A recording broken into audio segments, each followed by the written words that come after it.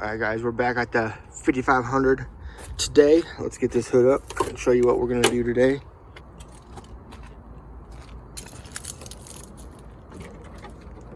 So what we got going on today, I might remove this panel first. But this bar right here is incredibly loose. So, too much plate. And that is my steering drag link. Hooks over there. And basically that should not have hardly any play in it, if any at all. So, let's go to the new part from Napa. It was 175 bucks from Napa. Let's see. 269 6435 steering drag link, 175 bucks. So we're gonna get one, I gotta get a light so I can put it over there while we're doing this. But two, we'll get the right socket and get the impact and zip that one off, and then zip this one on. All right, so this is it. This thing is definitely, shoot, if I'm I'm curling, this is probably 10 pounds or so, maybe 15. Probably 10 to 15. It's a pretty heavy part from what looks to be just like a tie rod end, essentially. Right? So on these bigger trucks, we've got your booster runs down to your box, and then it's got, here's technically your pitman arm, if it's called this on the big trucks, but then it doesn't connect directly to the steering crossover. That is actually in the back, but that is what we need to do right now. All right, so we're just gonna bust that off.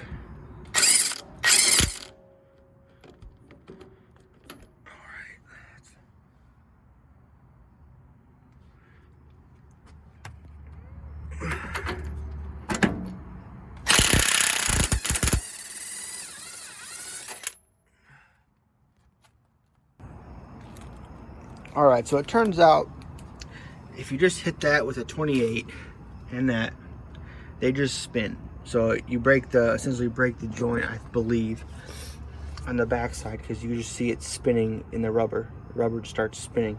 So it looks like there's a stud that you need to put a wrench or a socket on, and then a wrench on this, and that's how it's done. So what I'm gonna do is, I have a big one of these. It's gotta be big enough to hit a 28 millimeter. See how it's spinning? So you can't just zap it on and off.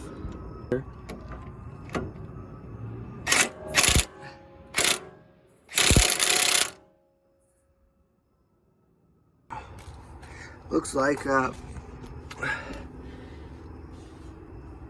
gonna get this loose by hand, since it's coming by hand.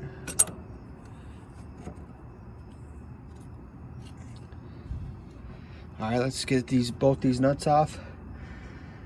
And then I don't know if I have a hammer with me big enough, but I think we're gonna have to beat those out. And there we go, we're getting some out of here just by pumping the handle. And so this is the Napa 715 1142, ready for work. All right, we just put our grease fittings in the drag link, and we have our nice grease gun here, some Napa grease gun, and we are going to be using today, to grease this, we are going to be using Castrol Powerplex Blue #2. All right, straight from Napa distributors. So we are going to pump, before we put this part in, let's put some grease in it now, just so I don't have to do that with potentially harder angles to get the gun in place. All right, guys, we are done. We got it tight as I could.